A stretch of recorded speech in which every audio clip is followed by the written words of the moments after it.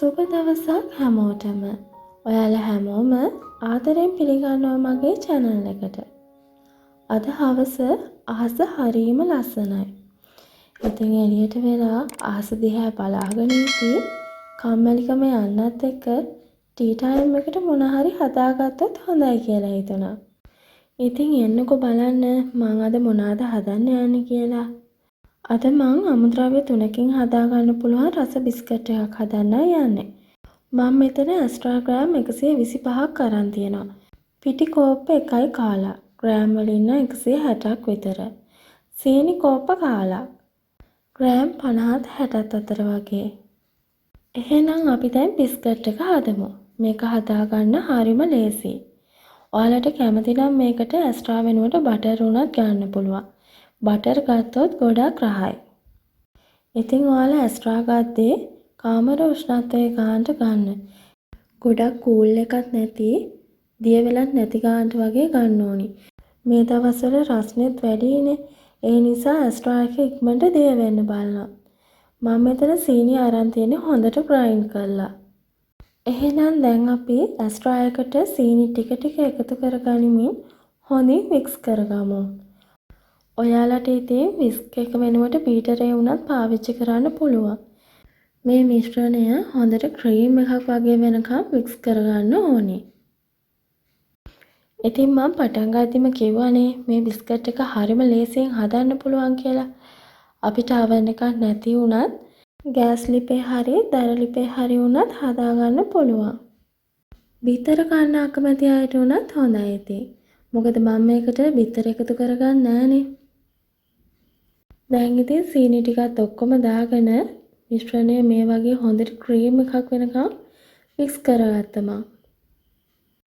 ඔයාලා මේ බිස්කට් එක කලින් හදලාත් ඇති. මොකද මම මැරි කරන්න කලින් ගොඩක් කෑම වර්ග හදන්න ඉගෙනගෙන හිටියේ නෑ. මම ගොඩක් කෑම වර්ග හදන්න ඉගෙන ගත්තේ YouTube එකෙන් බලලයි Facebook එකෙන් බලලයි. ඉතින් එහෙම වැරදි තමයි ගොඩක් කෑම වර්ග මම හදන්න ඉගෙන ගත්තේ. ඉතින් මම මේ වීඩියෝ බලන අතරතුර ගොඩ දැකලා තියෙනවා කමෙන්ට් වල කියලා තියෙනවා අනේ අපිට බීටර් එකක් නැහැ oven එකක් නැහැ. ඉතින් මේ කෑම වර්ග කොහොමද හදාගන්නේ කියලා. ඉතින් ඒවා හදාන්න oven එකක් බීටර් එකක් තියෙන්න ඕනේ නෑ. අපිට තියෙන දේවල් ප්‍රයෝජනෙට අරන් හදාගන්න අපි පුරුදු වෙන්න ඕනි. හැමෝටම එක වගේ නෑනේ. දැන් මම හදාගත්ත මිශ්‍රණයට පිටි ටික එකතු කරගනිමින් හොඳින් මික්ස් කරගන්නවා. ඔයාලට මේක ස්පැටියුලා එකකින් උනත් මිශ්‍ර කරගන්න පුළුවන්. මම මේ බිස්කට් එක අමුද්‍රව්‍ය 3කින් හදනවා කිව්වේ. ඒ හින්දා වෙන මොනවත් එකතු කරගන්නේ නැහැ. ඔයාලට කැමති නම් බිස්කට් එකේ රස තවත් වැඩි කරගන්න වැනිලා ටිකක්, කිරිපිටි ටිකක් වගේ එකතු කරගන්න පුළුවන්. මිල්ක් මේඩ් හැන්දක් දාගත්තාමත් හරිම රසයි. ඉතින් චොකලට් බිස්කට් වගේ කන්න කැමති නම් චොකලට් පවුඩර් ටිකක් එකතු කරගන්නත් පුළුවන්. දැන් මම මේ මිශ්‍රණය ග්ලව්ස් එකක් දාලා අතින් චුට්ටක් කනා ගන්නවා. මෙහෙම කෑලි කෑලි තිබ්බා කියලා බය වෙන්න එපා. වතුර බිත්තර වගේ එකතු කරන්න ඕනි නෑ. හැබැයි ගොඩක් වෙලා අතින් අනා ගන්නත් එපා. අතේ තියෙන රස්නෙටත් මේ මිශ්‍රණය ඉක්මනට දිය වෙන්න බලනවා. හැබැයි මිශ්‍රණය දිය වුණා කියලා වෙන පිටි එකතු කරන්නත් යන්න එපා. මිශ්‍රණය දිය වුණොත් ඒකට කරන්න ඕනි දේත් මං කියලා දෙන්නම්කෝ. මම දැන් සිලිකන් මැට් එක උඩට ක්ලීන් රැප් කොලයක් දාගෙන මේ වගේ රෝල් කරගන්නවා. ක්ලීන් රැප් නැත්නම් ලන්ච් ෂීට් එකක් උනත් දාගන්න පුළුවන්. මං කිව්වනේ මෙහි ටිකක් රස්නේ වැඩි කියලා. ඒ හින්දා මම හදාගත්ත මිශ්‍රණය දැන් ටිකක් දිය ගතියට වගේ තමයි තියෙන්නේ. ඒ හින්දා මං හොඳට රවුම් වෙන මේ වගේ රෝල් කරගෙන මේක ශීතකරණයේ පැයක් විතර තියාගන්නවා. ඔයාලට මේ මිශ්‍රණය හොඳ ඝනකමට ආවොත් මෙහෙමම කපලා බේක් කරගන්න පුළුවන්. ඉතින් ඔයාලා මේ වෙලේ බිස්කට් එක කැමති හැඩයකට හදාගන්න. රවුමට කැමති නම් ඒ විදියට නැත්තම් කොටු හැඩයට. මේ බලන්නකෝ ශීතකරණයේ පැයක් විතර තියලා ගත්තාම මේ වගේ හොඳට කපා ගන්න පුළුවන්. මම ඔයාලට කිව්වනේ බිස්කට් එක ගෑස් ලිපෙත් හදන හැටි කියලා දෙන්නම් කියලා. එහෙනම් දැන් අපි බලමු ගෑස් ලිපේ කොහොමද බිස්කට් එක හදාගන්නේ කියලා. මුලින්ම මේ වගේ ෆෑන් එකක් තියලා ටිකක් වෙලා රත් වෙන්න තියෙනවා. ඊට පස්සේ පෑන් එකෙන් බිස්කට් ටික මේ වගේ තියාගන්න ඕනි. එක ගොඩේ තියාගන්න එපා. චුට්ටක් ඈත් කරලා තියාගන්න. ඊට පස්සේ අපි ලිපේ ගින්දර ටිකක් හොඳටම අඩු කරන්න ඕනි. නැත්තම් බිස්කට් එක කර වෙන්න බලනවා. ඊට පස්සේ අපි පෑන් එක ලිඩ් එකකින් වහගන්න ඕනි. මගේ පෑන් එකේ නම් ඉතින් වීදුරු ලිඩ් එකක් නෑ. ඒ හින්දා මම කරමුඩියකින් මේ විදිහට වහගත්තා. ඊට පස්සේ හොඳින් බේක් වෙන්න විනාඩි 5ක් 10ක් තියලා බිස්කට් එක අපි අනිත් පැත්ත හරව ගන්න ඕනි. මේ බලන්නකෝ මේ පැත්ත ලස්සන ගෝල්ඩ් පාටකට ඇවිල්ලා. දැන් බිස්කට් ටික ඔක්කොම අනිත් පැත්ත හරවලා කරමුඩියෙන් වහලා තව ටිකක් වෙලා තියාගන්න ඕනි. අනිත් පැත්තත් හොඳින් බේක් වෙනකම්. ඉතින් මේ බිස්කට් එක දර ලිපේ හදාගද්දිත් මේ ක්‍රමයටම තමයි හදාගන්න ඕනි. දැන් අපි මේ විදිහට තව විනාඩි 10ක් විතර තියමු අනිත් පැත්තත් හොඳින් බේක් වෙනකම්. එන්නකෝ බලන්න දැන් බිස්කට් එක කොහොමද කියලා. දැන් පොඩ්ඩක් අනිත් පැත්ත හරවලා බලනවා මේ පැත්තත් ගෝල්ඩ් පාට වෙලාද කියලා. මේ බලන්නකෝ ගානට බේක් වෙලා තියෙන්නේ දැන්.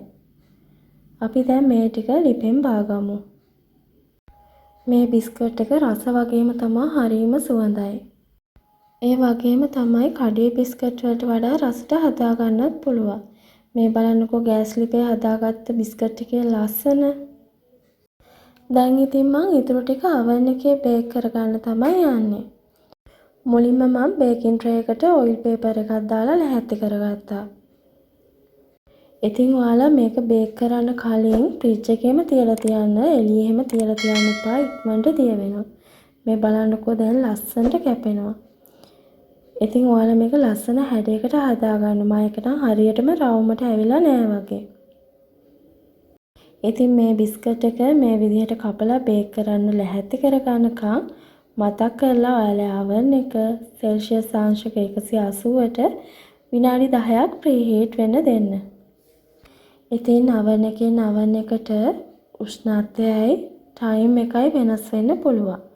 ඔයාලා oven එකේ හැටියට ඒක ඔයාලා තීරණය කරන්න. දැන් මම බිස්කට් ටික ඔක්කොම කපාගෙන ඉවරයි. මේ වගේ බේකින් ට්‍රේ එකකින් තියාගන්නවා. බේකින් ට්‍රේ එකකින් තියාගද්දිත් එක ගොඩේ තියාගන්න එපා. පොඩි ඉඩක් තියලා තියාගන්න. මගේ oven එක ඉතින් ගොඩක් ලොකු එකක් නෙමෙයි. මම මේ බිස්කට් ටික එහෙට මෙහෙට තියලා කොහොම හරි ඔක්කොම එකම ට්‍රේ එකකින් තියාගන්න තමයි try එක දුන්නේ. දැන් මම මේ බිස්කට් එක විනාඩි 15ත් 20ත් අතර වගේ බේක් කරගන්නවා. මේ බලන්නකෝ දැන් හොඳින් බේක් වෙලා තියෙන්නේ. මට නම් මේ කලර් එක ඇති. ඔයාලට කැමති නම් ගෝල්ඩ් කලර් එකක් වෙනකන් උනත් තියාගන්න පුළුවන්. ගොඩක් කර ගන්නත් එපා. ඒතකොට බිස්කට් එකක් වගේ නෑනේ. මේ ගානට ගත්තාම ගානට තියෙනවා. මේ බලන්නකෝ ගෑස් ලිපේ හදපු ඒවා ටික. වැඩි හයිය නෑ ගානට තියෙනවා.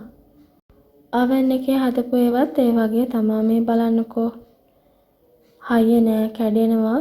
කද්දි කටේම දිය වෙනවා. හරිම රසයි. අපි කඩෙන් ගන්න මිල්ක් ෂෝටිස් බිස්කට් වගේ. දැන් මම මේ බිස්කට් ටික හොඳින් නිවුනට පස්සේ මේ වගේ එයාර් ටයිට් බොටල් එකකට දාගන්නවා.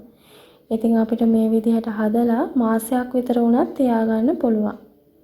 මේම හදාගත්ත නම් ඉතින් මාසයක් තියෙන්නේ නැහැ. උපරිම සතියයි නේද? අපේ ගෙදර නම් ඉතින් සතියක් තියෙන්නේ නැහැ. ඉතින් පොඩි බබාලා ඉන්න කෙනෙකුට මේ වගේ දෙයක් ගෙදරම හදලා දෙන්න පුළුවන්. කඩෙන් ගන්න ඒවට වඩා හරිම රසයි. ඒ වගේම සෞඛ්‍ය ආරක්ෂිතයි. වැඩි කල් තියාගන්න දේවල් එහෙම අඩංගු නෑනේ. ඒ වගේම කලරින් රසකාරක එහෙමත් දාලා නෑ. මේ බලන්නකෝ මං හදාගත්ත බිස්කට් ටික. දැන් ඉතින් ටී එකක් එක රස බලන්නයි තියෙන්නේ. කඩෙන් ගන්න මිල්ක් ෂෝටිස් බිස්කට් වගේම තියෙනවා. එහෙනම් ආයෙත් දවසක මේ වගේ ලස්සන රසවත් වීඩියෝ එකක් අරගෙන එන්නම්. එතකන් ඔයාලා හැමෝම සතුටින් පරිස්සමින් ඉන්න. මගේ වීඩියෝ හොඳ නම් මගේ channel එක subscribe කරන්න කියලා ආදරෙන් මතක් කරනවා.